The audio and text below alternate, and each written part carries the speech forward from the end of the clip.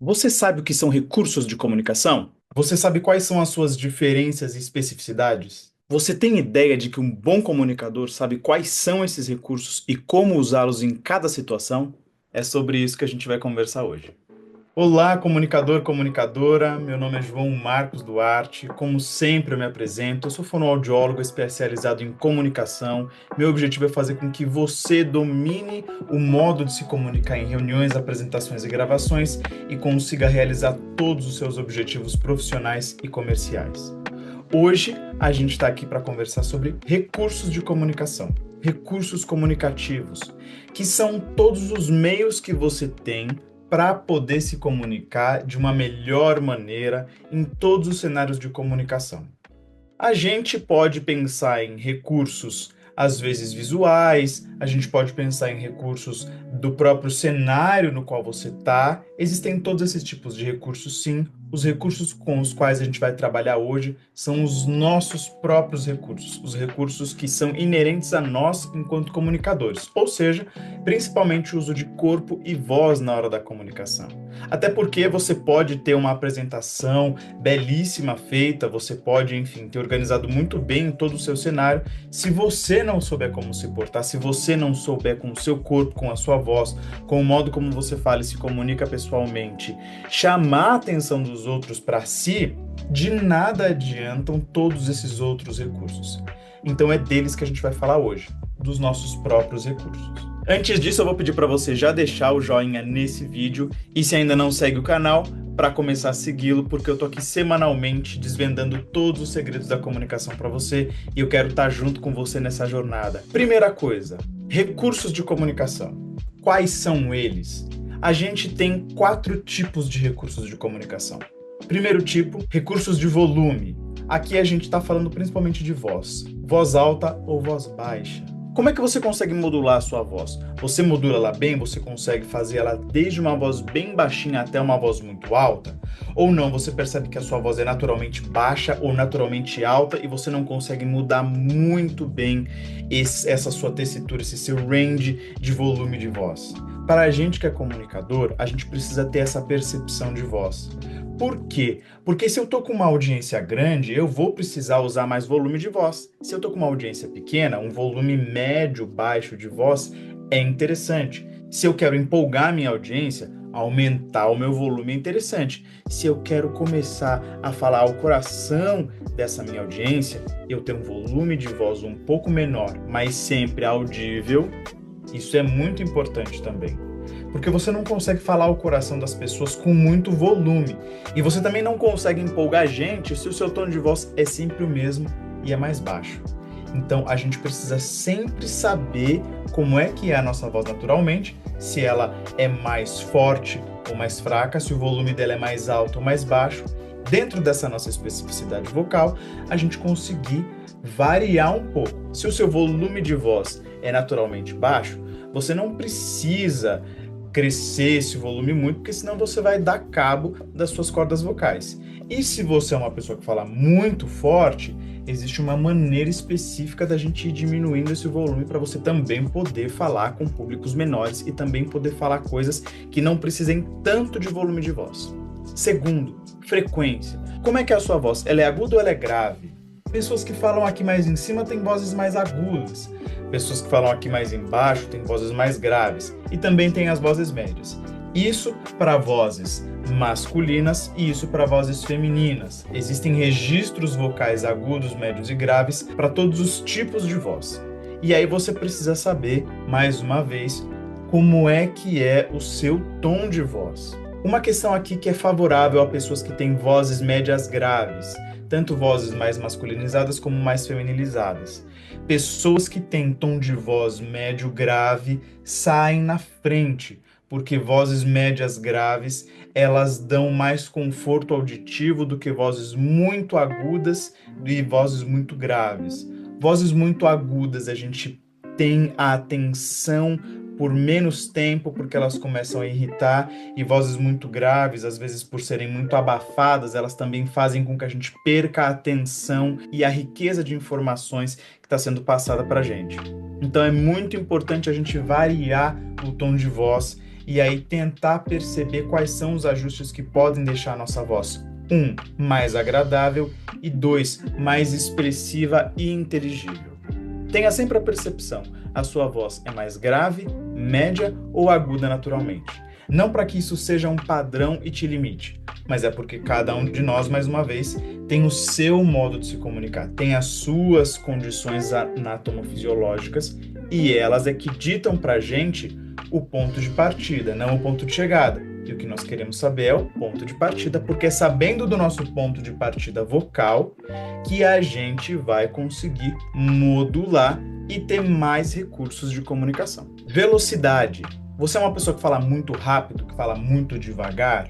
Eu tenho um vídeo aqui já no canal falando sobre a questão de correr com informações, ou seja, de falar muito rápido por conta do tempo. Se você tem esse problema, vai lá naquele vídeo porque eu vou te passar todos os detalhes. Aqui eu tô pensando na velocidade como um recurso de comunicação, porque sim, existem momentos nos quais a gente dá uma pequena acelerada sem comprometer a nossa dicção, faz parte do jogo e é interessante. Do mesmo modo que de vez em quando a gente dá uma ralentada na nossa fala sem perder cadência, é muito importante. Quando eu estou falando de uma série de coisas e eu preciso que as pessoas fiquem prestando atenção em mim, se eu acelero um pouco a minha velocidade, isso ajuda a minha fala a ganhar dinâmica, a ganhar força, a ganhar tônus. Por outro lado, se eu tenho uma coisa mais séria para falar, eu preciso enfatizar cada informação, então eu preciso ralentar, falar mais devagar, mas sempre mantendo a cadência. Você consegue falar rápido e devagar sem perder a dicção ou a cadência? É preciso fazer esse treinamento porque é possível falar mais rápido sem perder a dicção e falar mais devagar sem perder a cadência. Quarto tipo de recurso comunicativo, fluxo, fluência. A sua fala é uma fala que é fluente, que ela tem cadência, você vai sempre falando, ou é uma comunicação que faz pausas? Sempre. Mais uma vez, aqui não se trata nem de mérito ou de erro, mas de um recurso.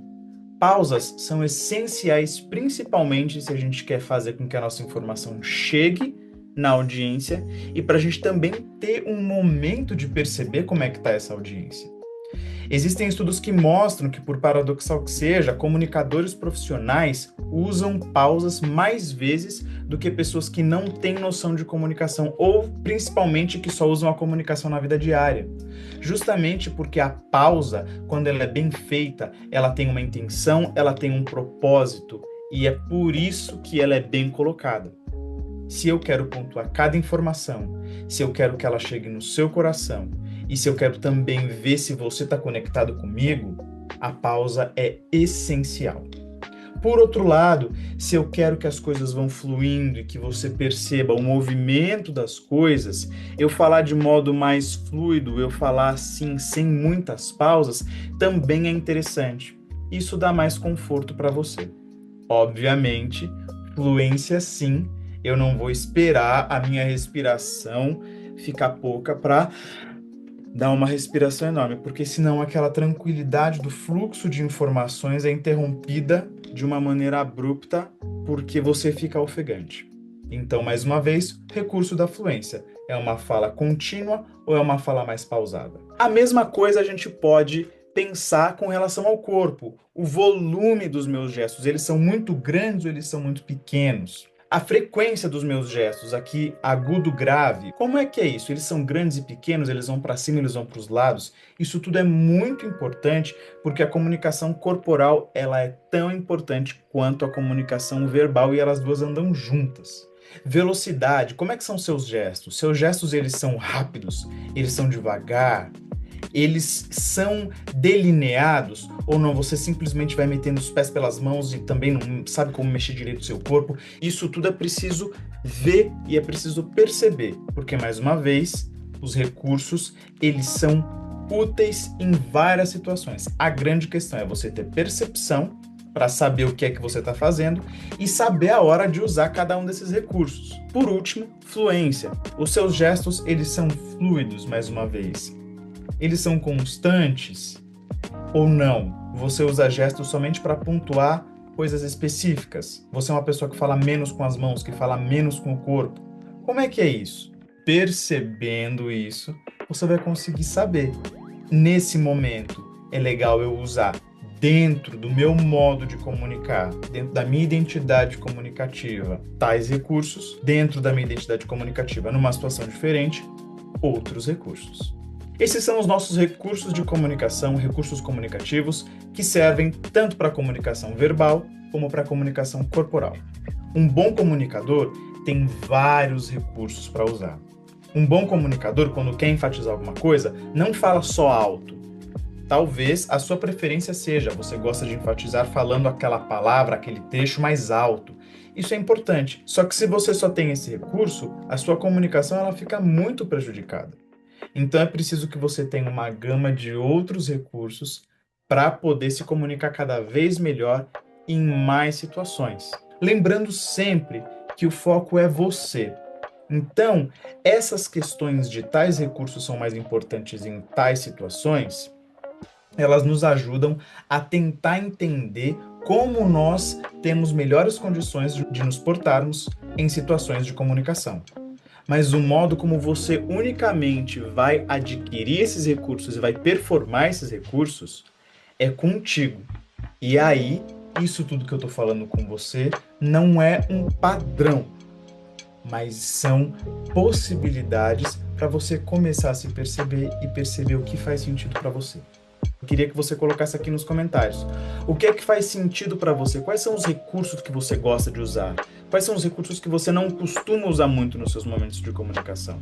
E aí fica a dica. Às vezes você tentar um ou outro pode te surpreender positivamente. Me diz aí tudo o que você achou desse vídeo, quais os assuntos você quer que a gente comece a conversar, porque no próximo vídeo eu volto com mais um segredo da comunicação que com certeza vai te ajudar muito, vai fazer muito sentido para você.